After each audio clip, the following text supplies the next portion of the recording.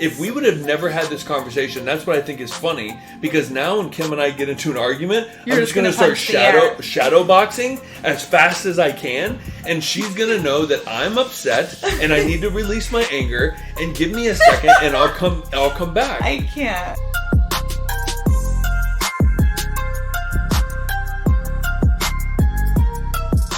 What's up? Welcome to the podcast.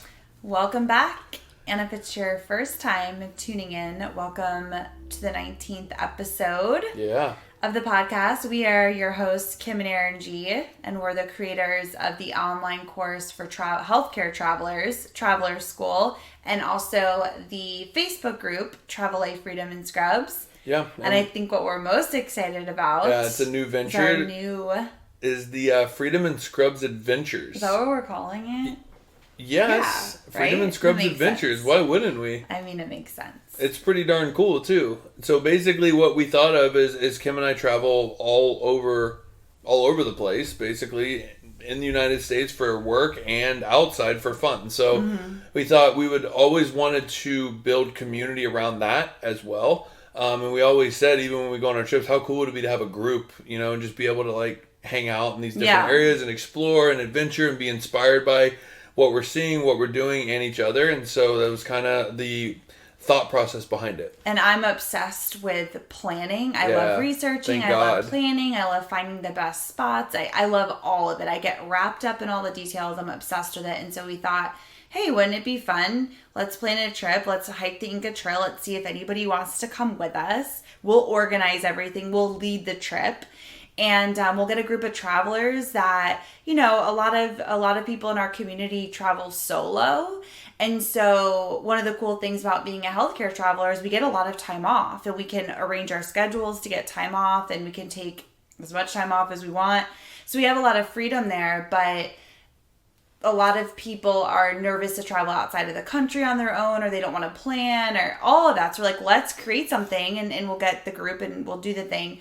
And so we put it out there, and then literally an hour later, it sold out. An hour later, it sold out. It was insane. Yeah.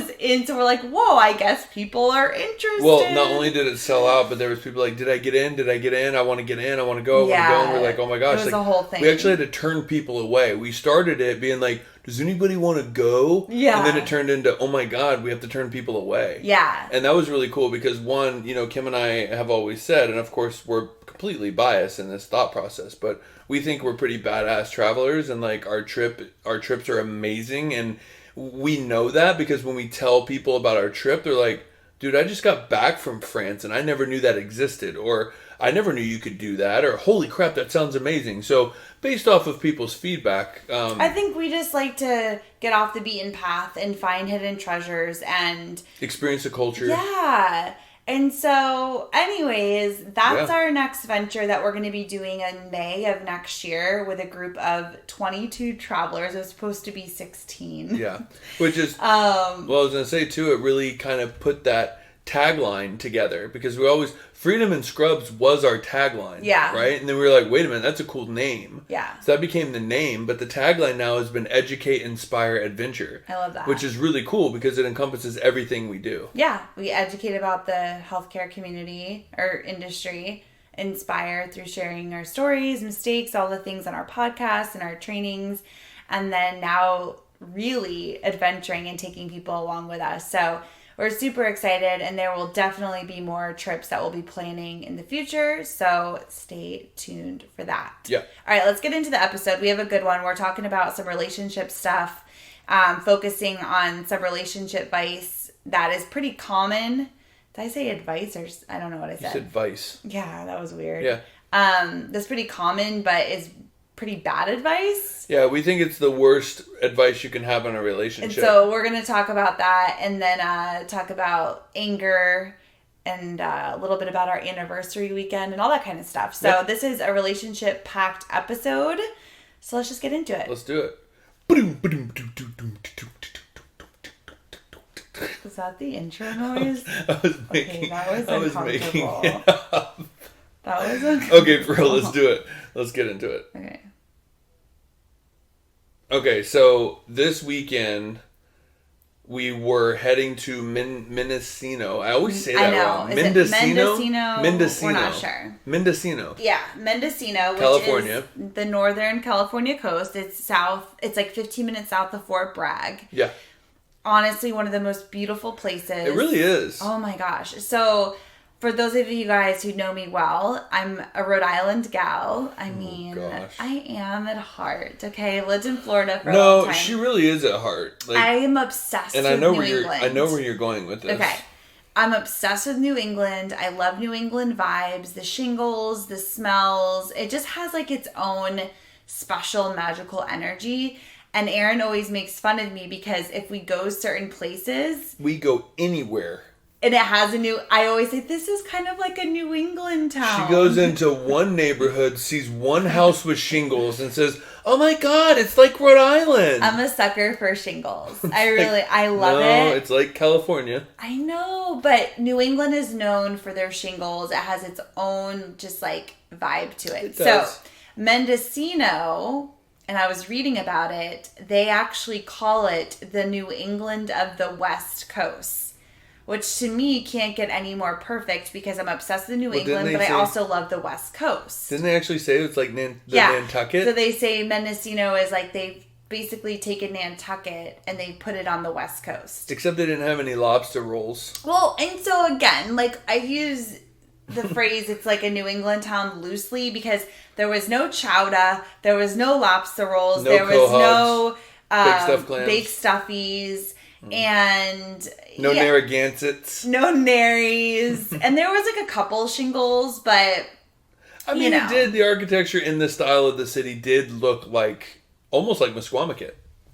You think? A little bit. Kind of, / a western town. Yeah. But it had the beauty of the cliffs and the Pacific and the water was literally like turquoise. Yeah, I mean it was insane. It was gorgeous. It was so beautiful. So we went there for the weekend to celebrate our 9-year wedding anniversary. Yeah, our actual anniversary is next week on the 13th of November. Mm-hmm. And we're heading back to Florida. We have to get up really early. Our flight's like at 4 a.m. or something? Our flight is at 5 a.m. on the 14th. So we're going to be spending our anniversary night in the beautiful city of Sacramento. Which is kind of cool. Well, we always like to go somewhere different for our anniversary. I'm open for it.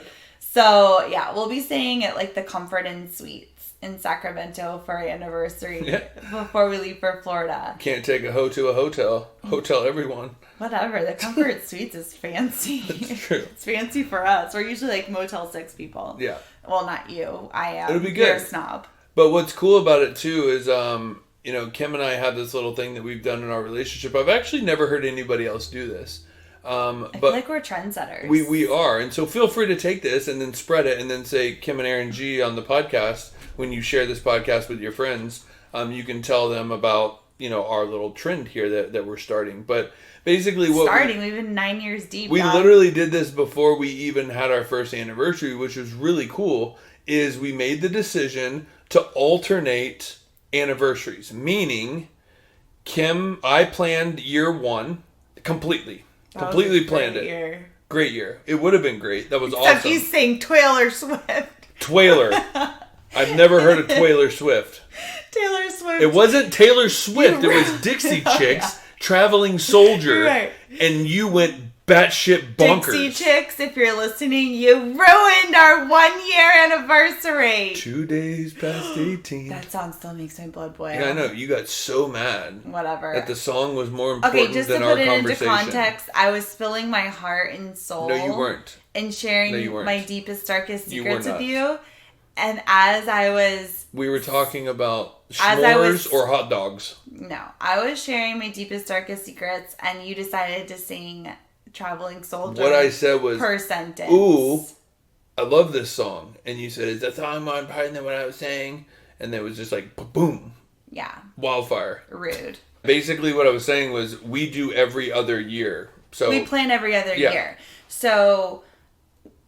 I love that because, okay, so we're not gift people. Like, I don't want a gift. I don't want a present for our anniversary. Like, we've never done that from the get. We've always said that for our anniversary, we want to have an experience together where we go somewhere Typically, we prefer somewhere we've never been before. I was wondering if you're going to say that. Yeah, something new and something different. So it's an experience that's brand new that we get to have together for the first time. And so one year, Erran will plan an experience and I just get to enjoy it and show up and have a good time. And he's in charge of planning everything. And then the next year, I plan it and Erran gets to just show up and like have a good time. Yeah, it's like full all inclusive. Like we plan dinner, we plan everything. Breakfast, we plan where we're going for lunch, we plan the hotel, we plan the activities, everything. And it's nice because it gives the person to plan to like, you know, express their own creative. Yeah, and then the other person doesn't have to do shit. Right. So this year I planned, and so we went to Mendocino. We only had a day. You know, we didn't get to go too far, but we had never been out there before. Mm-hmm. And so I created an itinerary basically of exactly what we were going to do. And of course there's flexibility in there, but basically just kind of like, this is what we're going to do. Everything's planned, and all Erran had to do is pack his bag, get in the car, and then we went and had a great time. So I think that's really cool for couples. Like, even if you're not going anywhere, but whether it's like you're doing something in town, like some kind of activity that you've never done together, like one person plans it and you go do something fun and different, and you just celebrate your relationship. It could be like dinner, escape room, and a movie. Yeah. I just think it's super important because some people don't think, you know, anniversaries are important. And who doesn't? I don't know, like people are just like, oh, I don't, you know, whatever. We'll do dinner and like call it a day. I think deep down people feel like they're important. I think that's something that just comes over time of like, whatever. Yeah, like over time it's kind of like whatever. Yeah. But I think that like we've always made a conscious effort, I think, to really celebrate our relationship, because 100%. Let's be real, like relationships are work and they can be challenging, and you know, every day each one of us is showing up wanting to be a better version of ourselves, wanting to be a better partner, wanting to work on our own stuff to be better. And so it's like you should take the time to really celebrate that and like have fun together and just kind of take a look back on the year.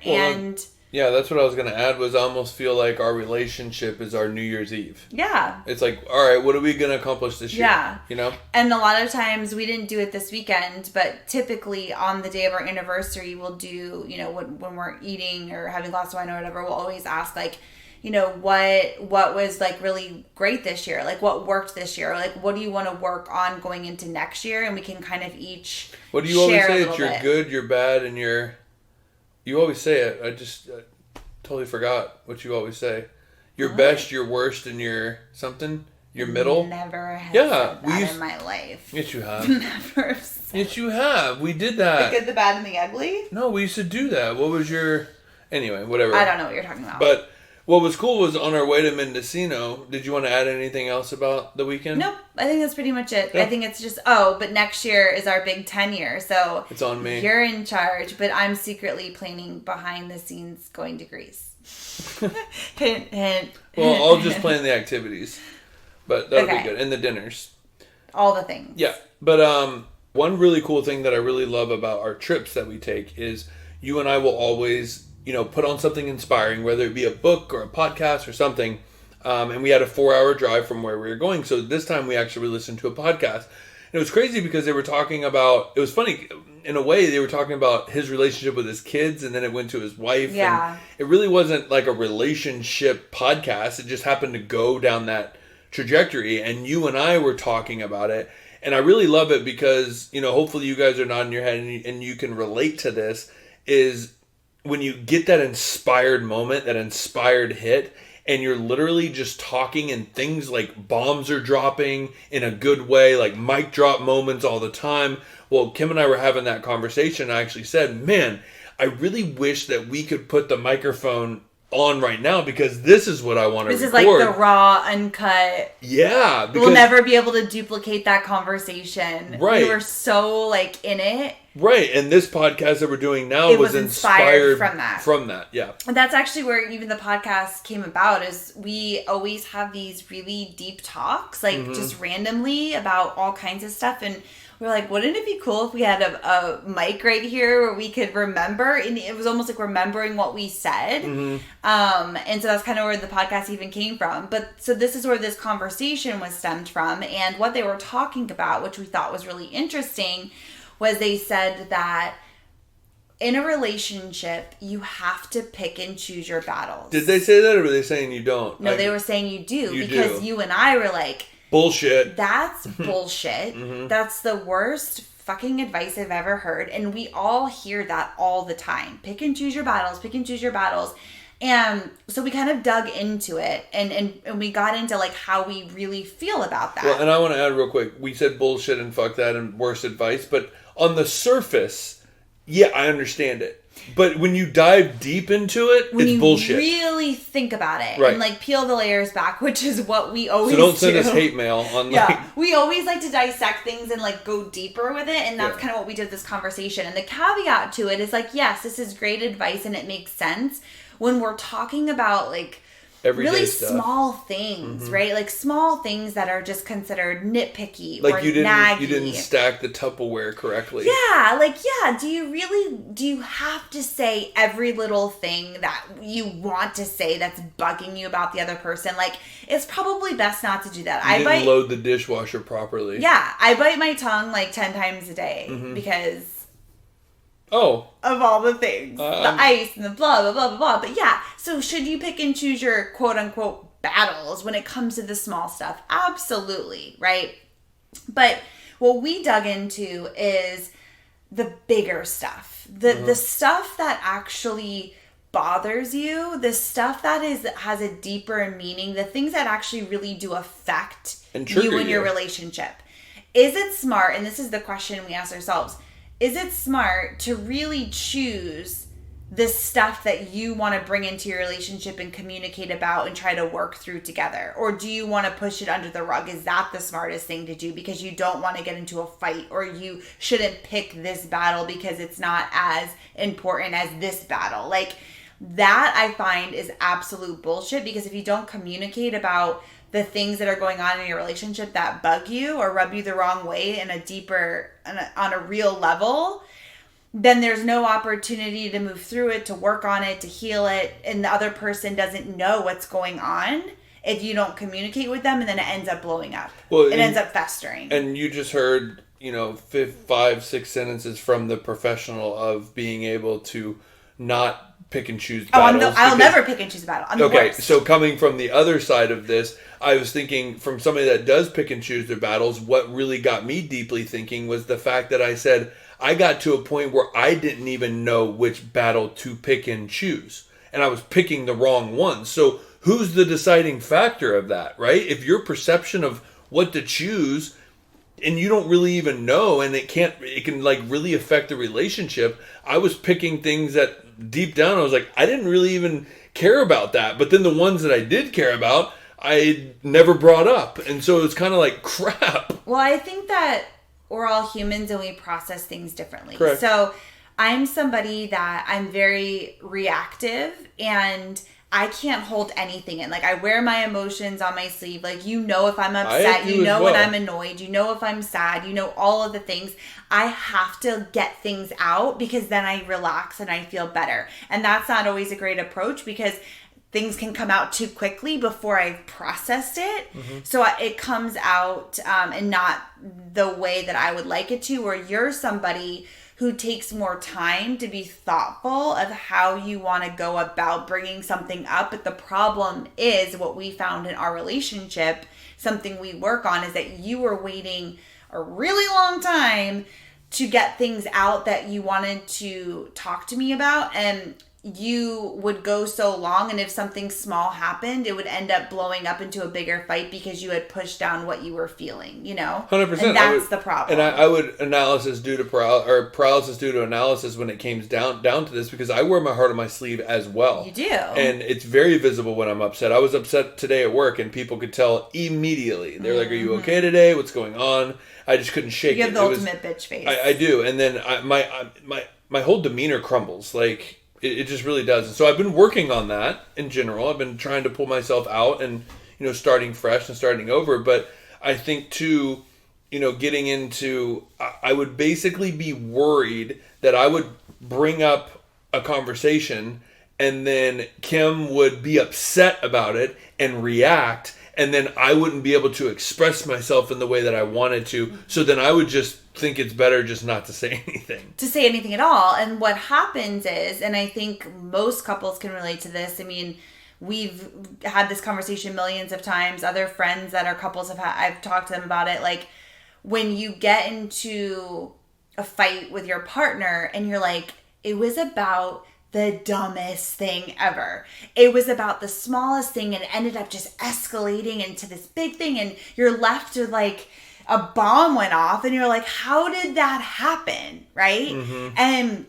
that kind of stuff happens, and that's what happened with us, because it was something so small, but because there were battles that weren't picked, the stuff festered within, and then it has to come out at some point. Absolutely. It's gonna always come out. There is no way to brush anything under the rug. It always comes out in different ways. Mm-hmm. And so it would blow up into something big because it wasn't addressed from the beginning. Right. And I think that is like the biggest lesson learned, is that there is we always hear communication is everything. And it's so cliche, but it is so true, because it's finding a way to communicate without leaving a path of destruction, mm-hmm. without fighting a battle, but being able to express what's actually happening and how you're feeling to try to work through something before it gets to the battle zone. You know what I mean? Yeah, I do. And I think that's what you and I have really worked on, because, it'd be little things of, I would cut you off during a conversation. You would say something. I would snap back at you. You would snap back at me, and then we end up saying things like, last week this and that. Yeah, all the bullshit or comes you up. Always do this. Oh, or you God, don't say always. Right. Oh, and you want to see rage. So then basically, Kim fights very well, and so do I. Like, we're both very...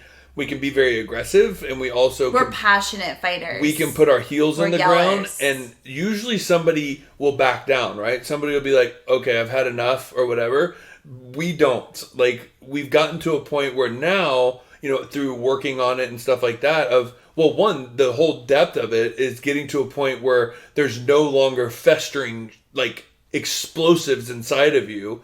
And now we've seen when things do upset us, I don't have anything that I've been festering in because we've been working on this. Yeah. So our fights are ended with the actual situation that happened. Right. And that's the key, is that if we can just like focus on the situation at hand, right? We're having a conversation, a disagreement, an argument, or whatever about a certain situation, and not letting it then trample over into, well, what happened last week? Or the week before, and all these other things. Or months before, yeah, all years these other before. things come in, and you're like, how did we get here? Mm-hmm. This doesn't make any sense. And so that, I guess, is kind of the whole point of not picking and choosing your battles, but finding when things are really bothering you, not trying to say, we'll talk about it another time, or this isn't important, or this isn't worth it. Because if it's something at all. Right. Because if it's something that keeps coming up to you, it's worth to have a conversation and to be able to do it in a way where you can sit down. I always say this, and I think this is super important, is that we always say, and we hear this all the time, but it's not what you say, it's how you say it. 100%. And so in the heat of a moment, if Erran and I are arguing and he's like, oh, by the way. And by the way, it's like, blah, blah, blah, blah, blah. Like, is that really the best time to probably bring this up when, like, emotions are already high and we're already kind of butting heads? It's like taking that and being able, and this is something that we work on all the time, is being able to say, I'm going to put a pin in this, and then being able to sit down the next day or whenever and be like, hey, piggybacking off that conversation, this came up and it's something that really bothers me, and here's my thoughts and feelings about it. Like, that's such a different approach to a conversation where the other person is going to be more apt to, like, be responsive instead of being on defense, which is usually what happens. Well, and I can say in my relationships, you're the first person ever to basically look me dead in the face and say, when you beat your chest and get angry, which is what typically guys do. They think that it's like, I'll just yell, and then I'm showing you that I'm mad. Yeah. So now you need to back down, right? Like, you need to back off me. And that's typically how things work. But what I realized is, Kim said, when you beat your chest and you get loud, I get louder. And it doesn't work, and I don't hear you, and it goes nowhere. So basically over time, testing this out, I have realized that when we are yelling, I actually want to like, stop or whatever. And then the next day it's like, hey, can we talk about, a little bit more about this? I have some more things that I want to say. And when I'm talking to you like this, you said that it was more powerful that way. And you actually heard me, which is what any of us want in a relationship, is to feel heard and understood and not defensive. And this has been work.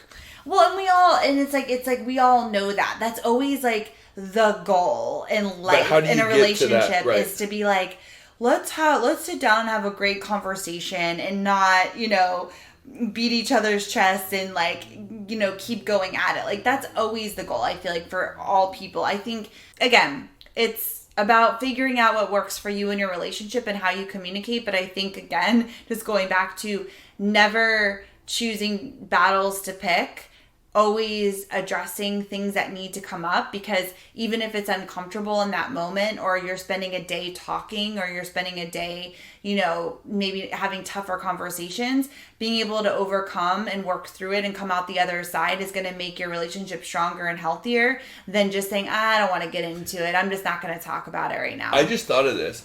If there's something that happens between you and your spouse, and you go to work the next day and you tell somebody you work with about it, that conversation needs to be had with your spouse. Oh, yeah. If you had enough of a trigger to say, hey, man, guess what like Kim did last night? Like, this is crazy, blah, blah, blah. Or when Kim does this, it really upsets me. If you're talking to somebody else about it, that is a necessary trigger to say, yo, I should probably be having this conversation with Kim. Because it's going to keep coming up, and you're just going to keep getting madder and madder and madder about it. Yep. 100%. And so, which leads kind of to the next thing that came up during that podcast, was they talked a lot about anger. And it was a really interesting take. Yeah, because here's the thing is anger is a real emotion. Like obviously it's a real emotion. Right. It's a very palpable emotion. Like we can feel that rage,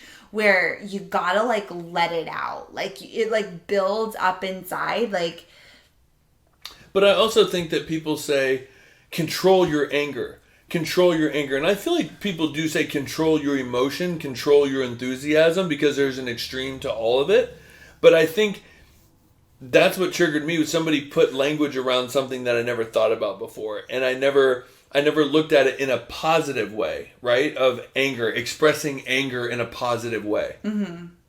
Other than sports. Right. Because here's the thing, it's like excitement and anger are really similar, right? Like we get worked up. Like we can feel the emotion, like we can feel something like rising inside of us. And excitement is fun because we're screaming and we're hollering and we're jumping up and down and we're high-fiving people. We're like, oh my gosh. And like, we're just releasing that emotion. Like emotions are meant to be released. Like sadness, you cry, you feel better. Like emotions have to be released through the system. Well, what happens when you feel sexual? You release it, right? Yeah. There's like that built up tension. And once you release it, you're like, you can take a deep breath. Right. Anger is the same way, but I feel like anger is looked at negatively because when you release anger, it could be dangerous depending on who you are and the way you go about it, right? Like to go release anger and like pound someone's face in, like that's not productive or healthy or right. Or breaking windows and doors. Right. But finding a way, it was an interesting thing because it's like we knew that, but it's like hearing like, wow, like anger comes up and it has to be released. And so they were talking about like air punching. Well, he said with his kids, he gets really angry and with his kids. And so he walks into the other room and he like shadow boxes, but like frantically. Yeah. But then he can come back in and it's released. It's gone. And I think it was really interesting because I feel that pressure build up. And you don't want to come across as a psychopath, right? Especially during an argument. If we would have never had this conversation, that's what I think is funny. Because now when Kim and I get into an argument, I'm just going to start shadow boxing as fast as I can. And she's going to know that I'm upset and I need to release my anger. And give me a second and I'll come back. I can't. But people say go for a walk. But I don't think the walk really expresses it, right? Yeah, like it needs to come out. It needs to come out. And whether that's like running, but a lot of people when you're a kid, like I've punched through many walls, many doors, You're more of a head butter. I've broken my hand before punching something because I was upset. Like, things happen, you see it all the time, and that has a negative connotation of like, ooh, like, whoa, like they're a hothead or whatever. Yeah. Right? But for some reason, I don't know why, but when you and I were listening to this conversation, a light bulb went off, and it just kind of made it more acceptable, and I don't know why. Because it puts language around something you feel where it isn't a negative thing to want to release anger if you do it in a healthy way. So if you're in a fight with somebody or you're feeling upset about something that's going on, like, again, it goes back to like not pushing it down, because anger manifests in the body as sickness and all kinds of things. Like, you never want to push anything down. We want to let it out, but it's society has a negative thing around releasing anger. It's an emotion that should be controlled. So they put context around releasing it by punching the air, releasing it by, banging out a pillow. Ah! Right. And it's like, wow, that's actually such great advice. Like, if now again, if you and I were in the middle of a fight and I just started like ripping a pillow to shreds and like feathers were flying everywhere and I was just like punching a pillow, like, it would kind of be an awkward situation. After hearing that, it's kind of like, okay, that's actually a normal response, like, to maybe let yourself into another room and air punch or punch a pillow or throw your teddy bear against the wall, whatever you need to do.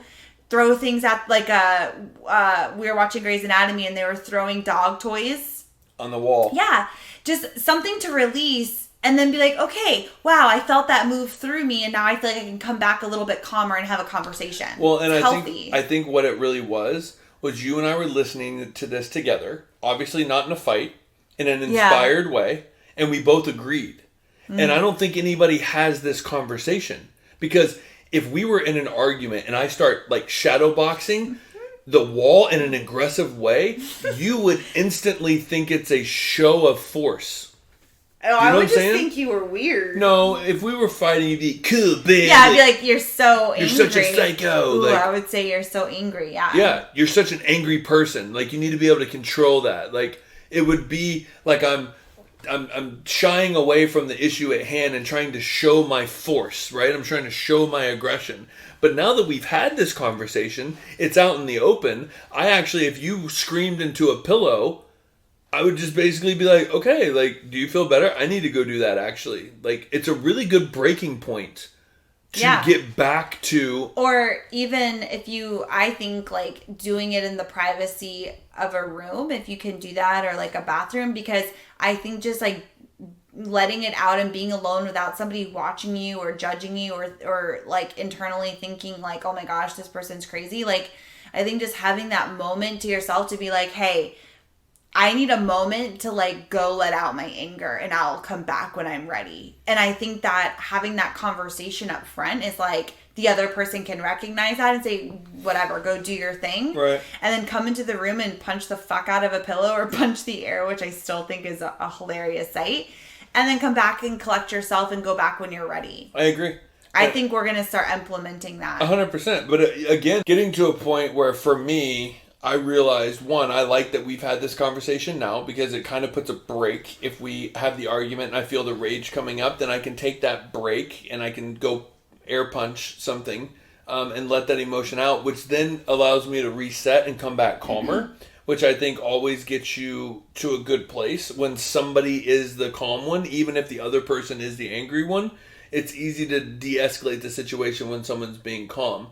But my final words that I really wanted to say was, it all boiled down to the why for me. And, whenever it was, I have no idea when our last, fight was. But it was, we were in the other house and we got into that big argument.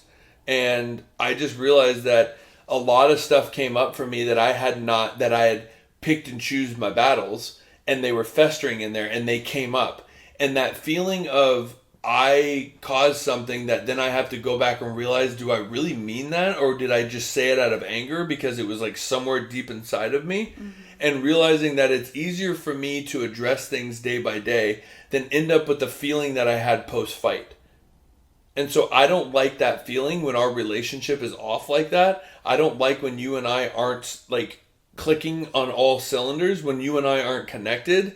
And that makes me feel bad, and I don't like that feeling. And so therefore I don't want to do that. So I try to improve. Yeah. So if you don't really care to improve, then all of this is just null and void for your relationship. Relationships are work always. Right. And, some are more work than others, but I think it's healthy conversations to have. And I think that's why we wanted to share this podcast, is because listening to that brought up conversations we had with ourselves of things that we want to think about in our own relationship. And the picking and choosing battles is a big one, of like really finding healthy ways to have conversations that aren't destructive, that don't lead to fights, that don't lead to chaos, but are just able to sit down and really discuss things that are coming up in the relationship, and not hiding or festering or putting anything down. And then also being able to set a boundary, even just like sharing with your partner, hey, listen to Kim and Erran's podcast, they were talking about letting out anger. And how do you feel about that? And how do you feel about that? And like setting some boundaries of being like, I want to go release some anger, and there's nothing wrong with that. It's actually a really positive, healthy thing to do when you're doing it in a way that isn't hurting anybody else. And by hurting, not even just physically, but the words you're saying to your partner and things that come out when you're feeling angry are destructive. So if you can take a pause, take a beat, and go let that out and collect yourself and come back when you're ready, even if that is ripping your bed to shreds, like, do what you need to do and then come back. And just having that permission by listening to that podcast and be like, wow, that's really smart, was like, that's great, so we wanted to share that. I think we need almost like a relationship course, because I'm just like sitting here thinking about, the fact that, they say communication is the best in a relationship, but what they don't tell you is everybody communicates differently. Mm-hmm. So you have to learn how your partner communicates. And if you don't want to learn that, you're never going to learn how to communicate with them. And you're two individuals living in one house have two separate ideas, two separate ways of going about things. There's going to be things that you have to talk about. Mm-hmm. And so having these conversations is being like, hey, when we get into arguments, like, is it okay if I just kind of like, if I feel myself getting upset, I'm just going to say a code word, and then I'm going to go like just punch the air and come back, and we'll reset and we'll talk, because I don't like getting that aggressive with you. It's like having those simple conversations like that go a long way. 100%. Setting boundaries and rules in relationships. And I think being really clear and understanding of what you need, but also the partner being able to be receptive to that, because you have to let people deal with things the way that they need to deal with them. And that was one of our biggest issues in the beginning, which is a totally another tangent. But, I always wanted you to react the way that I reacted, and mm-hmm. realizing like you're another human being, you're your own personality, your own things going on, your own thoughts, ways of doing things. I can't expect you to handle things the way I handle things. You need to handle things the way you do. And you need to communicate to me and let me know what you need. And I need to respect that as your partner. Mm-hmm. So you have to learn how each other works. And that's not always easy to do. It's easy to talk about. It's not always easy to do in the moment. Right. And so those are the type of conversations that we constantly have to try to understand each other better. But do you remember when a lot of times I would have something that like upset me, but it's hard for me to really come across to you, like to paint that pretty picture of what's bothering me, where you have a way of articulating your words that are very clear and concise, mm-hmm. and you're able to express yourself in that way, which is a beautiful gift. Where me, I shoot and miss the target all the time, but after like... Veins. What? Velocity veins. No, but I'm not even talking about that. It has nothing to do with what I'm talking about. But basically, like, I would say something and you're like, that doesn't make any sense, babe. And then I would say something else, and then you would start to feel like, kind of like, what the fuck are you doing? Like, just snowballing me with all these things. But we actually realized that a lot of times you'll talk this out with me, and I'll finally get to like what I'm getting at. When you have to like peel back the layers. I have to peel back the layers. I always say that I just need to throw some pizza on the wall and see what sticks, because I'm feeling a certain way and I'm struggling, and then you'll be like, does that really bother you? And I'm like, no. And then we'll just talk it out. But I have that open space to speak to you and to communicate in the way that I know how to communicate. Right. Which is learning that about each other. Because I'm somebody who's very like direct, and by the time I come to you, I've worked through it on my own. So dealing with somebody who has to peel back every layer but do it with me was really frustrating. Because then they're just like, what do you need? Get to the point. What's up? What's bothering you? Instead of going through every single layer with you, we go through it very differently, you know? And so, anyways, we could go on and on and on because I feel like there's so much there. But yeah, we'll end it there. Hopefully you took something positive away from this pod that you can share with your partner and, you know, implement some healthier ways to have conversations with each other, you know? And just know, punch the air. Again, it's a growth, and you're always learning and you're always growing, but hopefully you're growing together and willing to grow together, because that's what makes a strong relationship. 100%. Yep. So, all right. Until next week, my friends, we will see you. We'll see you next Tuesday. Next Tuesday on the dot. Anyway, we're out. Gonna go eat. Deuces.